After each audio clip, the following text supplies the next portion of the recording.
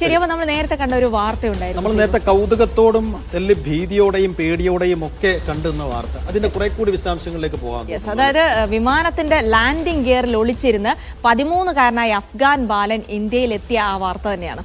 കാബൂളിൽ നിന്ന് ഡൽഹിയിലേക്ക് വന്ന വിമാനത്തിലായിരുന്നു സാഹസിക യാത്ര. വിമാനം ഡൽഹിയിൽ എത്തിയപ്പോൾ മാത്രമാണ് കുട്ടിയെ കാണുന്നത്.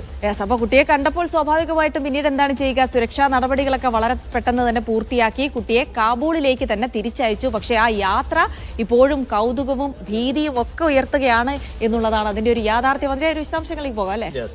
സജു തോമസ് ഡൽഹിയിൽ നിന്ന് വിശദാംശങ്ങൾ നൽകാൻ അയച്ചിരുന്നു.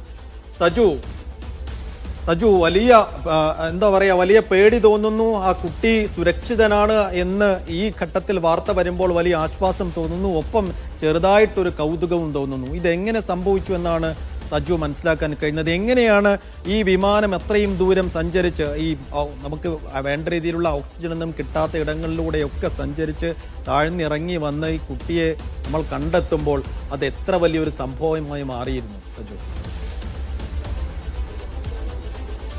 സൈഫുദ്ദീൻ ജിൽസി, നമ്മൾ പലതരം സാഹസിക യാത്രകൾ കണ്ടിട്ടുണ്ട്. പക്ഷേ ഇപ്പോൾ ഈ വന്നിരിക്കുന്ന വാർത്ത എന്ന് പറയുന്നത് അപ് ടു ദ പീക്കാണ്. അതായത് നമ്മൾ വിചാരിക്കുന്നതിലും നമ്മൾ സ്വപ്നം കാണുന്നതിലും അപ്പുറമായിട്ടുള്ള ഒരു വാർത്തയാണ്. അഫ്ഗാനിലെ 13 വയസ്സുകാരൻ വിമാനത്തിന്റെ ലാൻഡിംഗ് ഗിയറിൽ അദ്ദേഹം കയറി ഇന്ത്യയിലെത്തി എന്നുള്ള വാർത്ത. ഇന്നലെയായിരുന്നു ഈ സംഭവം നടന്നത്. ഇതേ വിമാനത്തിൽ തന്നെ ഈ കുട്ടിയെ അഫ്ഗാനിസ്ഥാനിലേക്ക് ഇന്നലെ തിരിച്ചയച്ചിട്ടുണ്ട്. അതായത് അഫ്ഗാന്റെ തലസ്ഥാനമായ കാബൂളിൽ നിന്ന് ഇന്നലെ പുറപ്പെട്ട ക്വാം വിമാനത്തിലാണ് ഈ കുട്ടി ഇതിന്റെ ലാൻഡിംഗ് ഗിയറിൽ കയറിയത്. ലാൻഡിംഗ് ഗിയറിൽ കയറിയ ഉടൻ തന്നെ ഈ വിമാനം പറന്നു വരികയായിരുന്നു. ഇന്നലെ ഡൽഹിയിലെത്തി വിമാനം നിരത്തിറങ്ങി ഒരു 5 മിനിറ്റുകൾക്ക് ശേഷമാണ് ഈ കുട്ടി ഇതിൽ നിന്ന് പുറത്തു വന്നത്. അതിനുശേഷം ഒരു അഫ്ഗാൻ കുർത്ത ധരിച്ച ഒരു യുവാവ് ഈ എയർപോർട്ടിനുള്ളിൽ കൂടെ നടക്കുന്നത് സുരക്ഷാ ഉദ്യോഗസ്ഥരുടെ കണ്ണിൽപ്പെടുകയും അവർ ഉടൻ തന്നെ എത്തുകയും ചോദ്യം ചെയ്യുകയും ചെയ്തതിനൊടുവിലാണ് എങ്ങനെയാണ് വന്നത് എന്നുള്ള പ്രധാനപ്പെട്ട ഒരു കാര്യം ഈ കുട്ടി വിശദീകരിച്ചത്. അതായത് വിമാനത്തിന്റെ ലാൻഡിംഗ് ഗിയറിൽ വിമാനം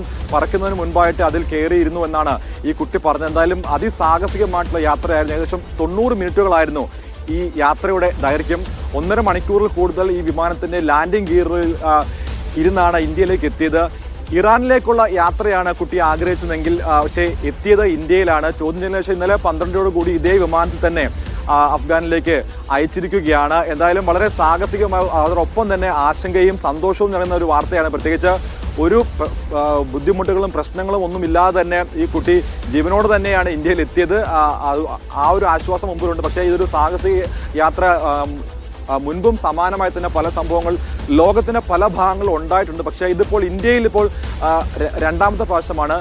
1960കളിലാണ് 2 ഇന്ത്യൻ പൗരന്മാർ ബ്രിട്ടനിലേക്ക് സമാനമായ രീതിയിൽ യാത്ര ചെയ്യുകയും അതിൽ ഒരാൾ മരിക്കുകയും ചെയ്തിരുന്നത്. അതിന് പിന്നെ ഏകദേശം ഒരു 40 വർഷങ്ങൾക്ക് ഇപ്പുറമാണ് ഇത്തരത്തിലുള്ള ഒരു വാർത്ത ഇന്ത്യയിൽ സംഭവിക്കുന്നത്. എന്തായാലും വളരെ ആശങ്കാജനകമായിട്ടുള്ള ഒരു വാർത്തയായിരുന്നു. പക്ഷേ ഇപ്പോൾ ഈ വാർത്ത, ഈ കുട്ടി സുരക്ഷിതനാണെന്ന് കേൾക്കുമ്പോൾ ആശ്വാസം തോന്നുകയും ചെയ്യുന്നു. ശരി സജു, എന്തായാലും സുരക്ഷിതനാണെന്നുള്ള ആശ്വാസം. എന്തായാലും ബാലന്റെ മനോധൈര്യം ഒന്ന് സമ്മതിക്കണം. കേട്ടിട്ടുണ്ട് ഇങ്ങനെ ഒരു സാഹസികത. മാത്രമല്ല, എന്റെ ഒരു സംശയം, ഇതിപ്പോ ഈ വിമാനത്തിൽ വന്ന് ഒളിച്ചിരിക്കുമ്പോ അവിടെ ഈ സംവിധാനങ്ങളൊന്നും കണ്ടില്ല, ആരും കണ്ടില്ലേ? അഫ്ഗാനിൽ പക്ഷേ ഇത്രത്തോളം സ്ട്രിക്റ്റ് ആയിട്ടുള്ള ഒരു നടപടികളൊന്നും ഉണ്ടാവില്ലായിരിക്കും. ഇതിന് മുമ്പ് ഇങ്ങനെയൊന്നും സംഭവിച്ച സജു എന്ന് പറയുന്നുണ്ട് 40 വർഷം മുമ്പാണ്. അന്ന് CCTV ഇല്ല, സംവിധാനങ്ങളിലോ ഒന്നുമില്ല.